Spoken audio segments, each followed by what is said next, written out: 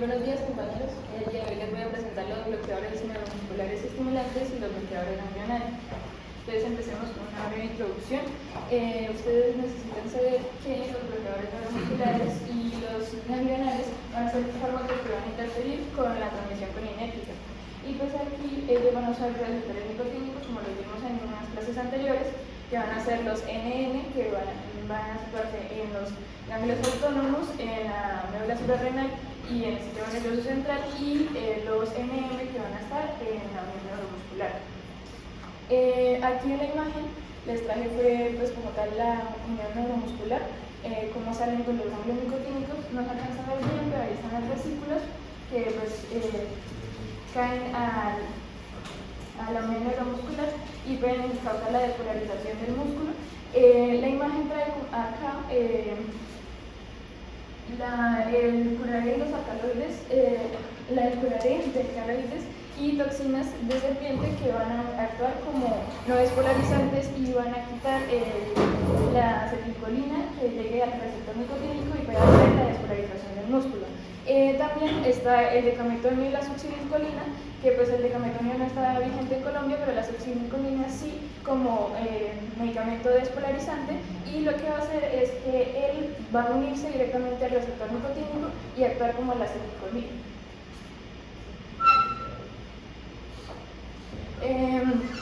Bueno, en las generalidades, acá está el canal nicotínico y ellos van a tener 5 subunidades dependiendo pues, del tipo de receptor nicotínico que sea. En los receptores nicotínicos N vamos a encontrar 2 tipos, que van a ser los que tienen alfa 4 y beta 2 y otros que van a tener solamente alfa 7. Estos receptores nicotínicos, en la unión de la acetilcolina va solamente en donde se ven los puntos rojos en la imagen.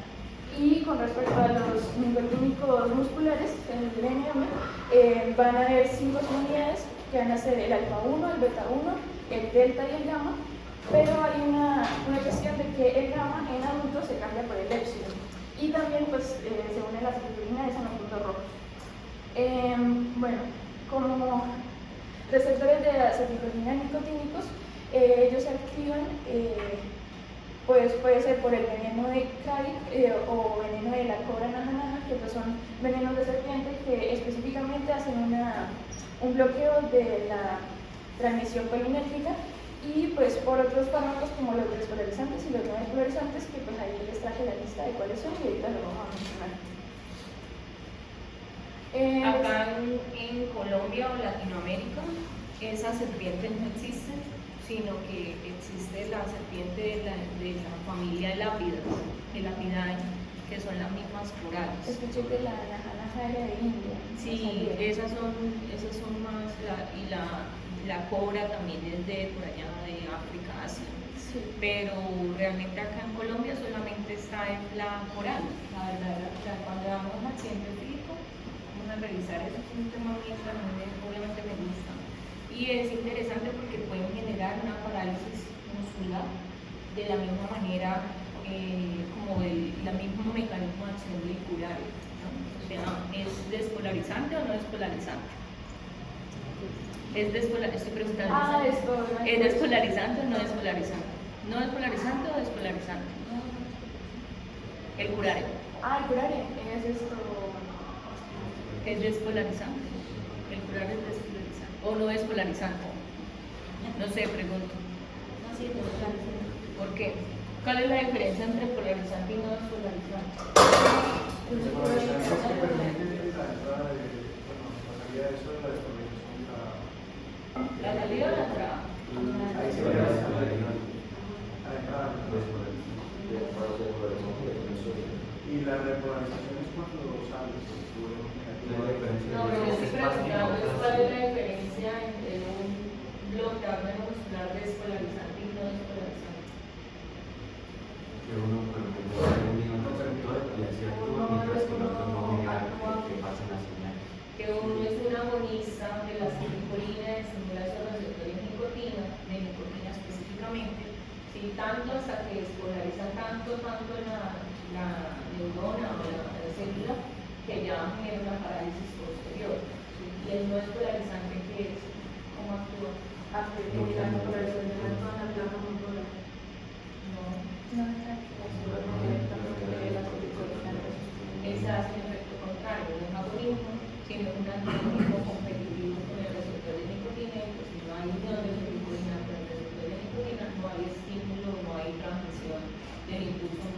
esa es la principal diferencia. ¿Listo? Entonces, el veneno de la serpiente, yo le dije que era igual similar al efecto del curare. ¿Y el efecto del curare es despolarizante o no despolarizante? Ya igual tú lo vas a explicar. Muy bien. Es importante que tengan en cuenta y clara esta diferencia. Claro, eso es muy importante de este tema, ese mecanismo de acción. Y claramente pues los medicamentos más representativos de ambos grupos y por qué se utilizan. ¿Listo?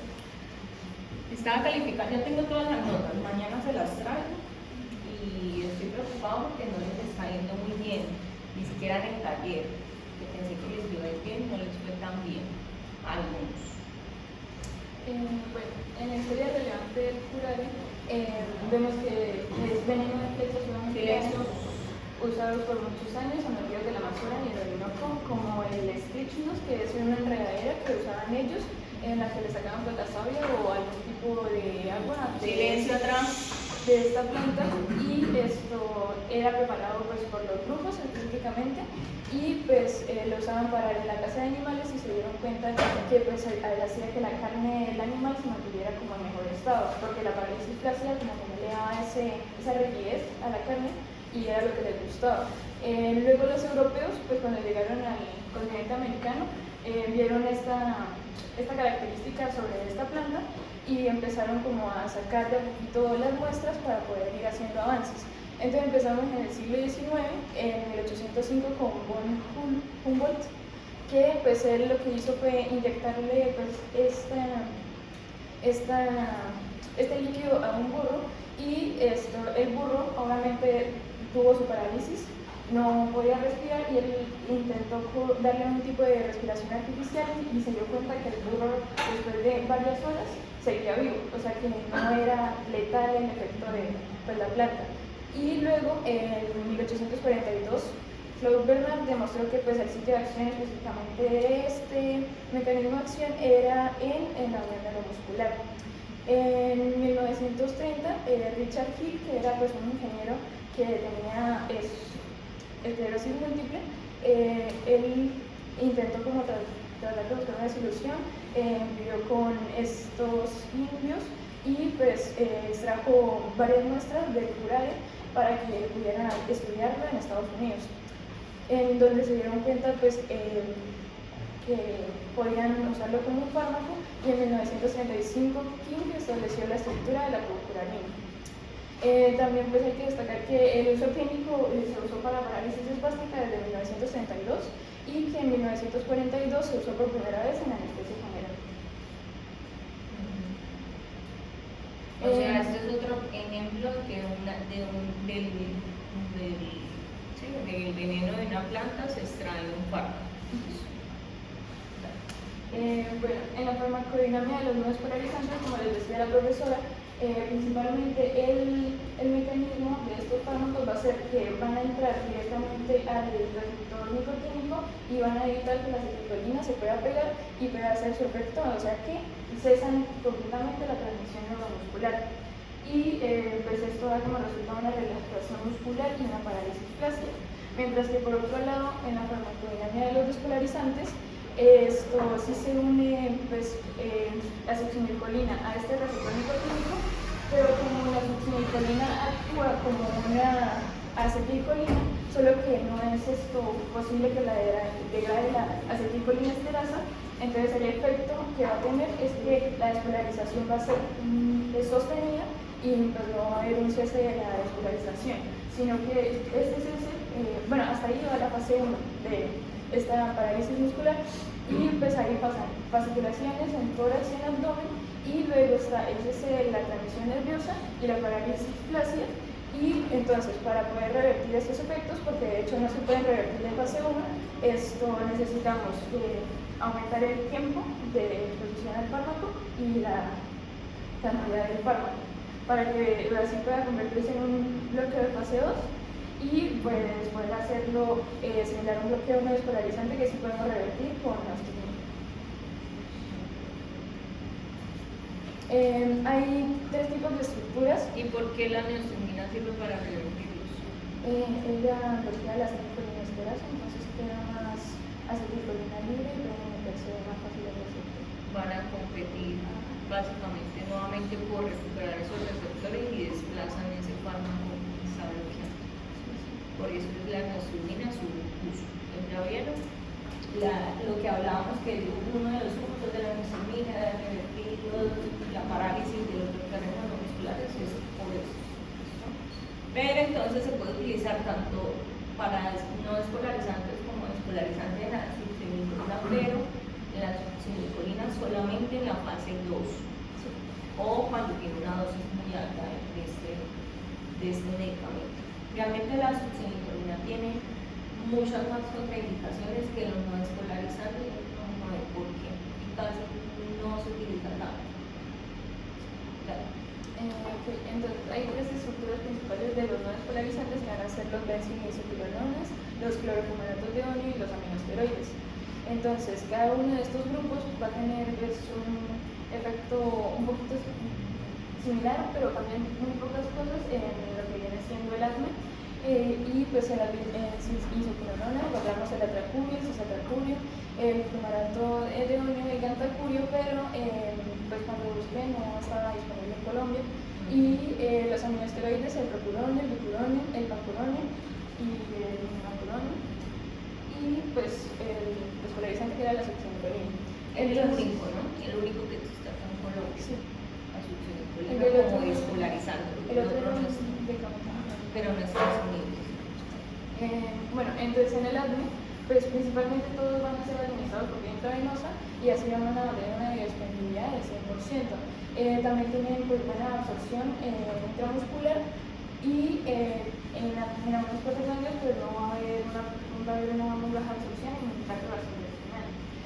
Con respecto a la distribución, pues en los no despolarizantes se bloquean neuromuscular primero después de 30 minutos, pero el bloqueo residual y los niveles plasmáticos del fármaco persisten.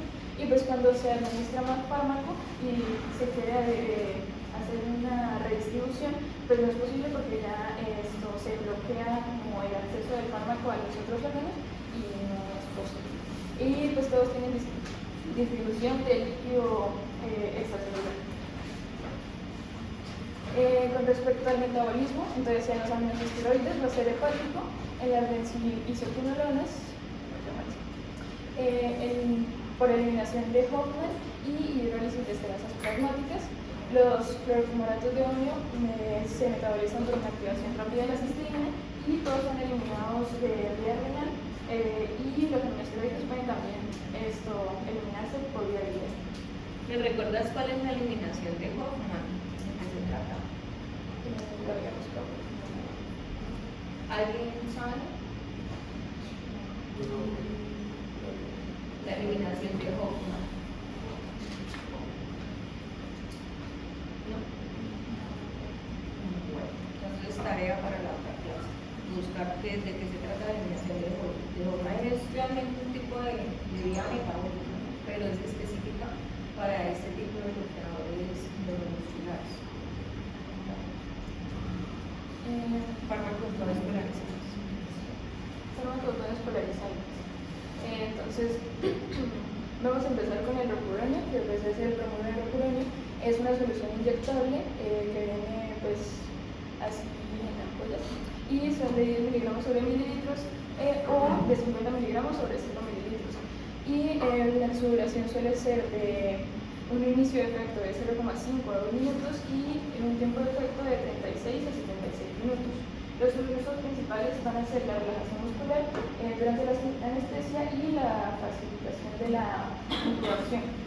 En las contraindicaciones siempre va a estar en todos los no despolarizantes la hipersensibilidad a cualquiera de ellos y antecedentes de reacciones alérgicas como anafilaxis. Con precauciones o patologías. Pero a esos fármacos no específicos. Sí, no despolarizantes. En precauciones o patologías está la miastenia gravis, la insuficiencia hepática biliar y las alteraciones de electrolitos. Y con interacciones farmacológicas por la potenciación del efecto que hay en estos medicamentos están los anestésicos inhalados, los aminoglucósidos y el magnesio. Los efectos adversos encontramos la hipotensión leve, la taquicardia ocasional y la debilidad y las reacciones adversas van a ser el bloqueo neuromuscular prolongado y las reacciones anafilácticas, que suele ser muy raro que se presentan.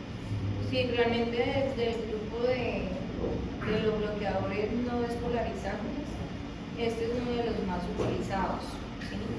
Aunque hubo una escasez de medicamentos en la institución, entonces utilizaban roculonia en primera línea, sino beculonia. ¿Sí? Son los dos de este grupo que más se utilizan, roculonia y beculonia.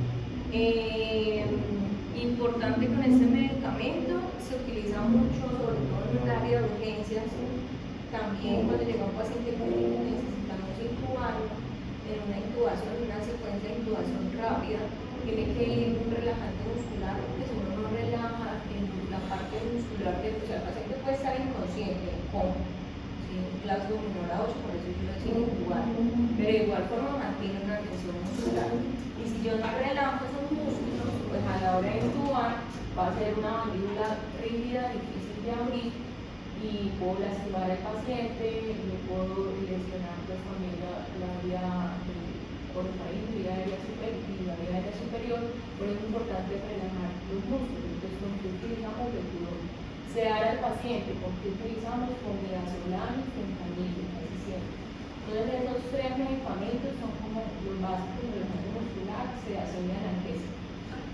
Relajante muscular, beculonio, roculonio, sedación, midazolam, casi siempre porque actúa más rápido, y analgesia por fentanilo, un opioide de alta potencia que vamos a ver después. Los otros tres son fundamentales, se utilizan en una secuencia de intubación rápida a pacientes críticos, pero también obviamente se utilizan pacientes en quirófano, que van a recibir anestesia general, necesitan relajarse. Vale. Seguimos con el glucuronio, que era el que decía la profesora que es el segundo más usado, y pues este va a ser un polvo liofilizado para la solución inyectable de 4 miligramos sobre 1 mililitro, y su duración va a comenzar a partir de los 2 a 3 minutos y dura entre 25 a 40 minutos. Los usos van a ser exactamente los mismos que el anterior: facilitar la intubación y usarlo como relajante muscular en la anestesia. Y las contraindicaciones: hipersensibilidad y pues en este caso requiere con la ventilación asistida para que no haya un cese de la actividad respiratoria, y intervenciones farmacológicas son las mismas, y añadimos la neostigmina. ¿De qué? De vuelta. Pues sí, la neostigmina porque revierte, ¿no? Y los aminoglicósidos debe ser por la vía metabólica, tal vez compite con alguna CYP y hace que se disminuya su efecto de acción en el organismo. Vale. Efectos adversos son la debilidad muscular residual. Habla más tú, por favor. Los efectos adversos son la debilidad muscular residual y la bradicardia ocasional. En reacciones adversas encontramos el bloqueo neuromuscular prolongado y la parálisis respiratoria sin el soporte ventilatorio. Casi siempre los efectos adversos y reacciones adversas son muy similares porque son fármacos pues, muy similares. Entonces, esas reacciones adversas de bloqueo neuromuscular prolongado, ¿con qué se tratan? Pues que se mantiene el efecto del Con fármaco. la neostigmina. Ah, Sí, básicamente por eso los anestesiólogos siempre tienen la neostigmina porque pues claro, ya acabó la cirugía, no podemos dejar que el paciente quede paralizado más tiempo y pues se tiene que revertir ya si todo acabó y necesitamos despertar. Claro. Despertar y que se mueva. El cisatralcurio o besilato de cisatralcurio va a ser una solución inyectable de 10 miligramos con duración de 2 a 8 minutos para iniciar y dura de 45 a 90 minutos. Se usa para lo mismo, relajación muscular, en anestesia y la intubación. Sus contraindicaciones son la hipersensibilidad, la parálisis de músculos respiratorios esqueléticos y la sensibilidad cruzada con otros bloqueadores neuromusculares. Las preclusiones a patologías son miastenia gravis, otras enfermedades musculares y trastornos electrolíticos. Y las interacciones farmacológicas son las mismas de los demás fármacos. En efectos adversos, hipotensión leve, y esta tiene la característica de que puede haber rubor cutáneo, Y en reacciones adversas encontramos el bloqueo neuromuscular prolongado y las reacciones alérgicas raras. El pancuronium o bromuro de pancuronium lo vamos a encontrar en una solución inyectable de 4 miligramos sobre 2 mililitros con duración intermedia de 3 a 4 minutos y dura de 85 a 100 minutos. Se usa para el tratamiento del mismo, las contraindicaciones, hipersensibilidad. Este tiene más contraindicaciones sobre embarazo, niños, infarto de miocardio. Se puede administrar solamente con mucha precaución en enfermedad cardiovascular, pero no es recomendable, y hipertiroidismo, insuficiencia hepática, y las interacciones farmacológicas van a ser las mismas que en los demás. Sus efectos adversos son taquicardia, aumento de la presión arterial, reacciones adversas son bloqueo neuromuscular prolongado y arritmias. ¿Y ese sí está en Colombia? Me salió como Ese casi no es un creo que reviso. ya no lo reparten, pero sí está bien. Ya no lo si comercializa. Bueno, listo. Sí, porque realmente casi no se ve en instituciones de salud, casi no se ve. Pero bueno, igual ustedes saben aprendizaje. Entonces, es una solución inyectable de 10 miligramos sobre 5 mililitros con duración intermedia de 2 a 3 minutos y dura de 15 a 21 minutos. Los usos son exactamente los mismos, con la hipersensibilidad para el músculos respiratorios, relaciones farmacológicas, potenciación de su efecto a través de los anestésicos inhalados, aminoácidos y pues, los inhibidores de acetilcolina como de acetilcolina esperasa como la anastrozolina. Efectos adversos de hipotensión, rubor cutáneo, reacciones adversas de liberación de histamina, broncoespasmo y bloqueo prolongado de deficiencia de colinesterasa.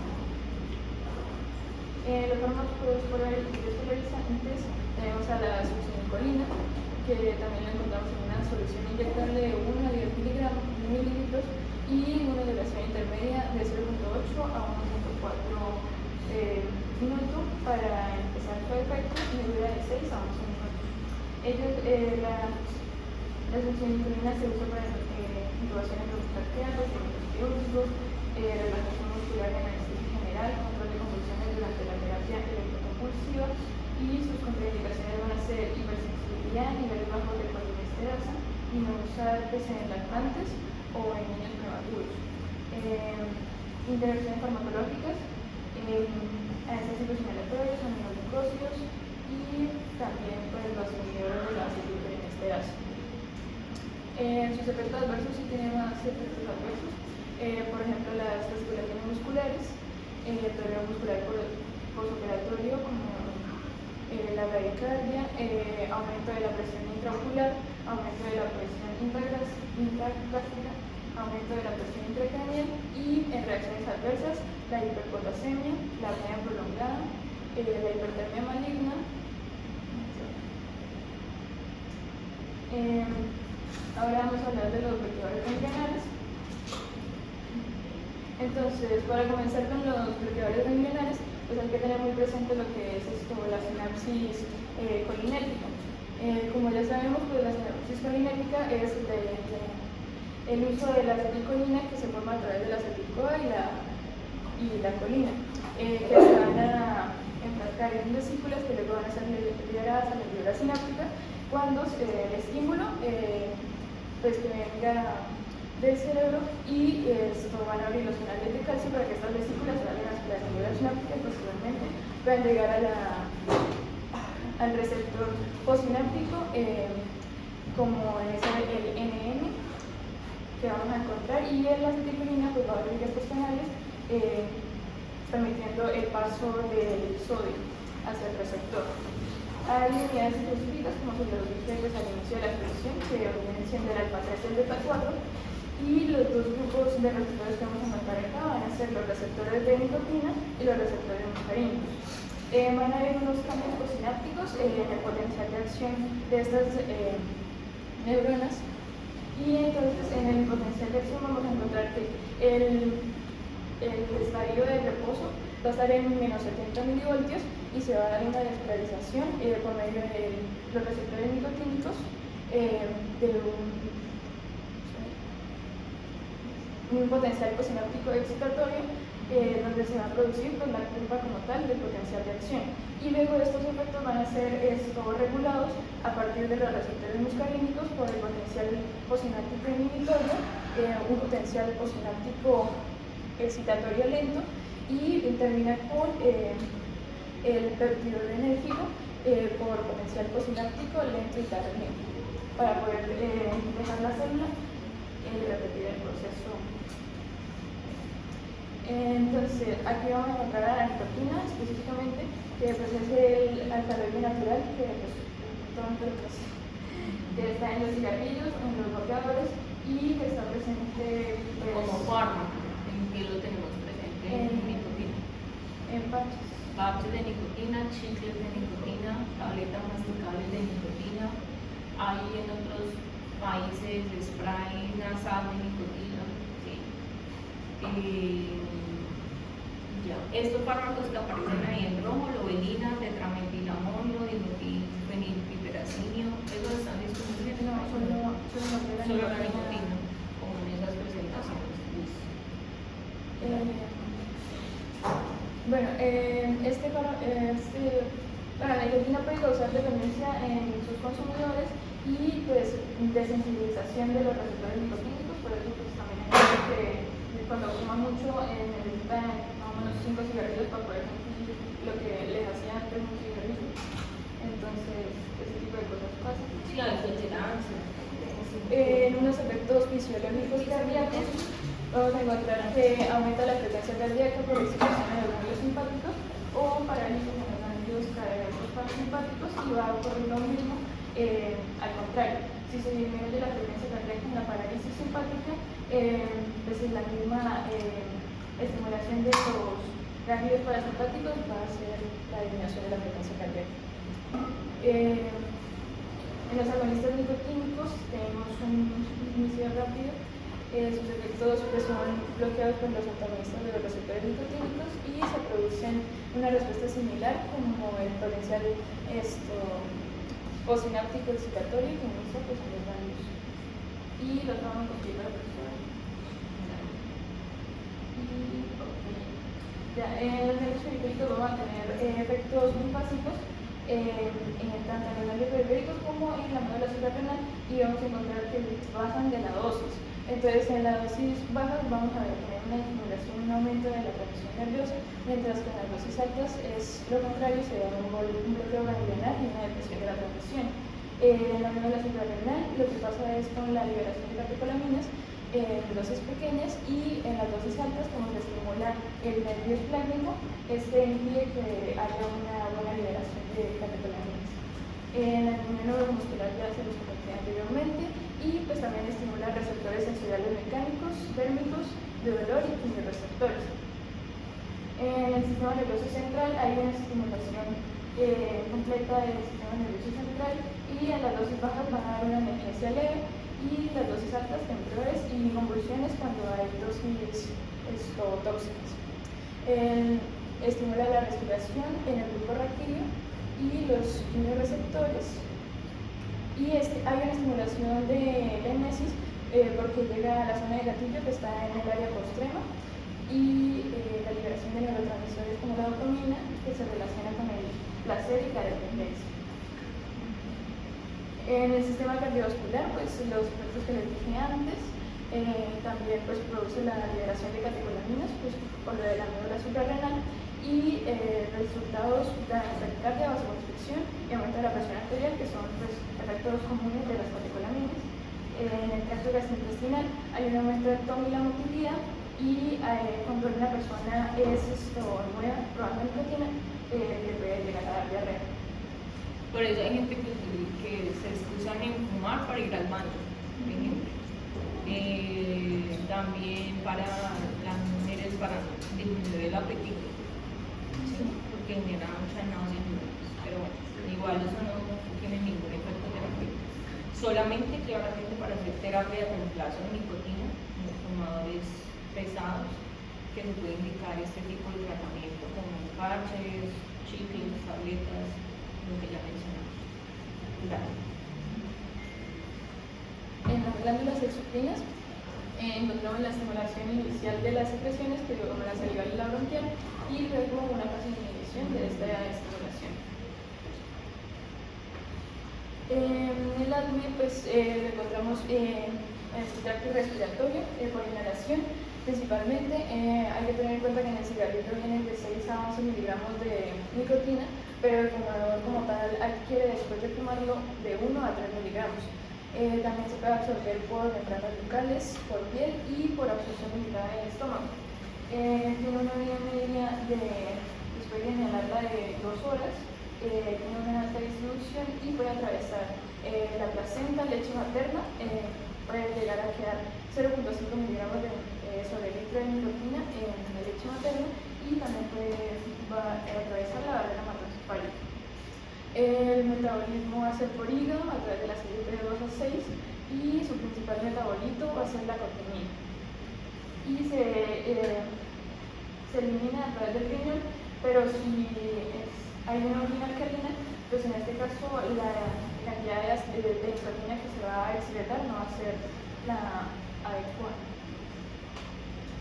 En los efectos adversos encontramos intoxicaciones agudas, que pueden ocurrir por la ingestión accidental de pesticidas o productos de tabaco en niños específicamente, signos graves de hipotensión, respiración dificultosa, pulso débil, rápido e irregular, convulsiones y fallo respiratorio y muerte. Los síntomas principales, como hemos dicho antes, son náuseas, vómitos, salivación excesiva y el dolor abdominal y la diarrea. También hay sudoración fría, cefaleas, mareos, alteraciones visuales y auditivas, confusión mental y debilidad. Y su tratamiento es inducir el vómito al realizar lavado gástrico, administrar carbón activado, soporte respiratorio y tratamiento de choque si es necesario para evitar soluciones alcalinas. En los agentes del bloqueo ganglionar encontramos unos tipos de bloqueadores que van a ser el bloqueo por despolarización, como la nicotina, y el primero estimula los ganglios, luego produce el bloqueo de despolarización persistente. El bloqueo competitivo del canal, por ejemplo, del trimetafán y el hexametón, pero no están juntos en Colombia esos dos, y inhibe la transmisión ganglionar al bloquear los receptores nicotínicos. El uso terapéutico fueron pues, los primeros fármacos usados para tratar la hipertensión, pero actualmente no se usan debido a sus numerosos efectos adversos. Los principales efectos que tienen va a ser la vasodilatación por bloqueo simpático, la hipotensión postural, la atonia de vejiga e intestino, la serostomía, disminución de la sudoración y ciclopedia. Y efectos cardiovasculares como la disminución de la presión arterial, la taquicardia leve o la pérdida de tono vagal, la disminución del gasto cardíaco por vasodilatación o menor retorno venoso y puede disminuir el flujo renal y esplástico. La absorción va a ser a través de vía oral, la distribución de compuestos de amonio cuaternario y sulfonio, distribuyen especialmente en el espacio extracelular y la mecalamina se concentra en el hígado y en el riñón. El metabolismo va a ser en uno, la verdad no se metaboliza significativamente y la excreción es por vía renal. Sus usos terapéuticos son ¿Eso está acá disponible en el país? No. No. Y esa era la tabla que tenía. Y la vareniclina, yo les había dicho antes ya. que no está disponible acá en el país. O sea, sí estuvo disponible y creo que tiene registro sanitario vigente, porque yo también lo vi, pero es uno de los fármacos que fue muy utilizado para tratamiento del tabaquismo. Pero por un tema ahí con una alerta sanitaria hace años lo retiraron del mercado y ya como que lo modificaron, pero que es el mismo Champix, pero realmente todavía no es comercializado, porque yo lo formulaba a mis pacientes, vi que tenía registro sanitario en Lima, lo he formulado y no lo encuentro por ninguna parte, por lo menos acá en Bogotá, no sé si en una ciudad más principal. Pero es tenerlo en cuenta, si tiene registro sanitario vigente, seguramente se va a comercializar nuevamente. Sí, ahí también está la vareniclina. Listo, muy bien. Bueno, listo, entonces, bueno, ¿Preguntas, dudas? ¿Prenda la luz?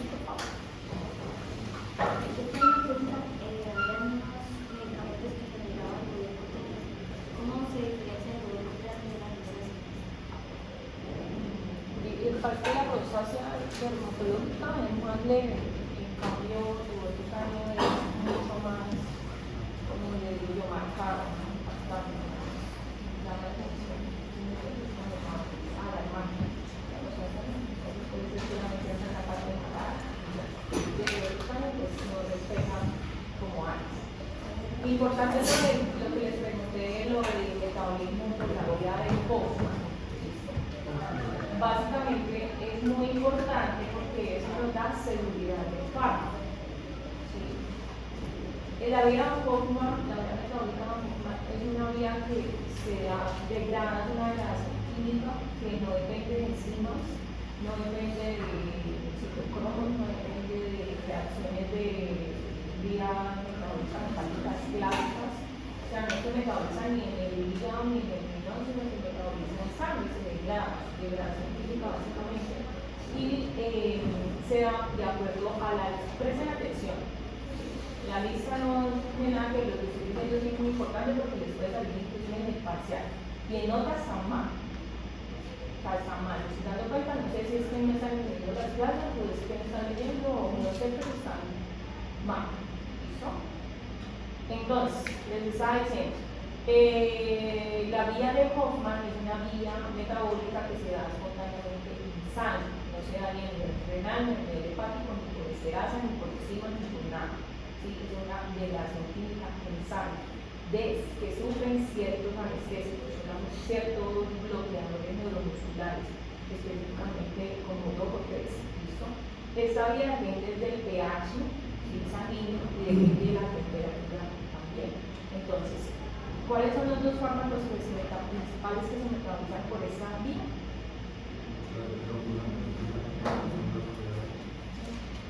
Tú, que los pusiste la cisatracurio y atracurio. Eso fue una pregunta parcial. ¿Y ustedes que vieron haber leído el tema? Me estoy dando cuenta que no lo leyeron. Ella obviamente lo sabe porque fue la que revisó y la que sí. Cisatracurio y atracurio. ¿Esto qué hace? ¿O qué a ustedes se le viene a la cabeza? Es un paciente que va a cirugía, una falla multiorgánica, no le funciona el hígado, no le funciona el riñón, idealmente debería utilizarse alguna de estas dos alternativas. Y no recuronio ni necuronio, porque el recuronio y necuronio sí tiene hidratación simultánea también con un metabolismo hepático con esterasa. Eso por un lado, lo hace seguro. ¿Listo?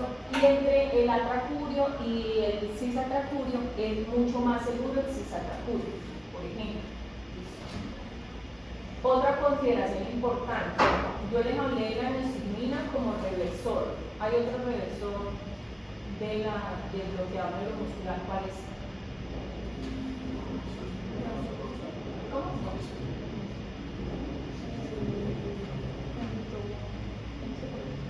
Tal vez no estaba en el capítulo. No. Sugammadex. Sugammadex. Ese es el de los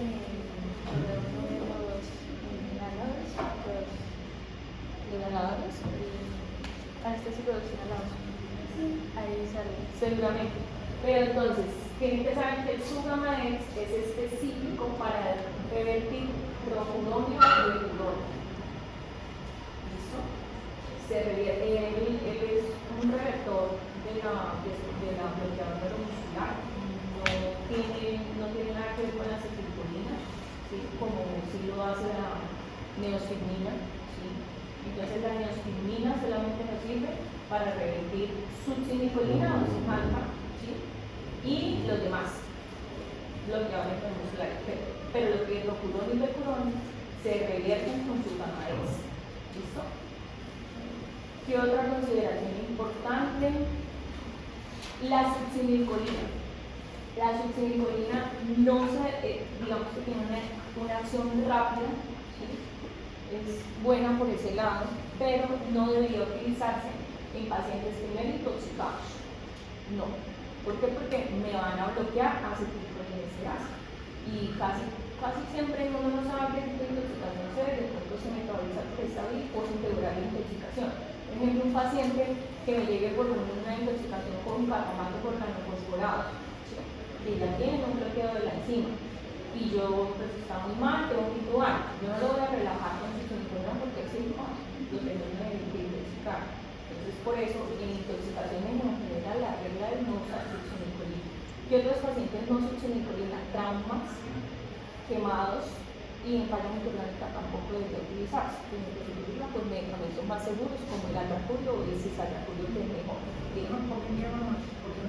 Porque en quemados es un paciente quemado, ¿sí? Sobre todo un gran quemado, es un paciente que se considera una falla multiorgánica. El órgano principal y más extenso a nivel inmunológico es la piel. Entonces, si está comprometido, no se debería por seguridad del paciente. ¿Listo? ¿Qué otra cosa con estos orientadores?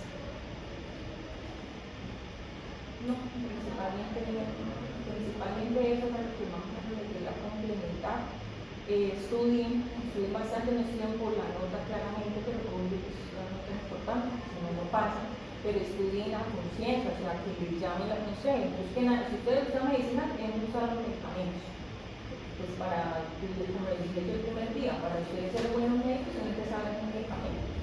Y esos medicamentos, cuando ustedes ya vean cirugía, cuando estén en una sala de anestesia, vean cómo se utilizan, ustedes recordarán de pronto la clase y dirán, sí, yo en algún momento hice Cibamarén, escuché Cibamarén, escuché la insulina, así, ¿para qué sirve?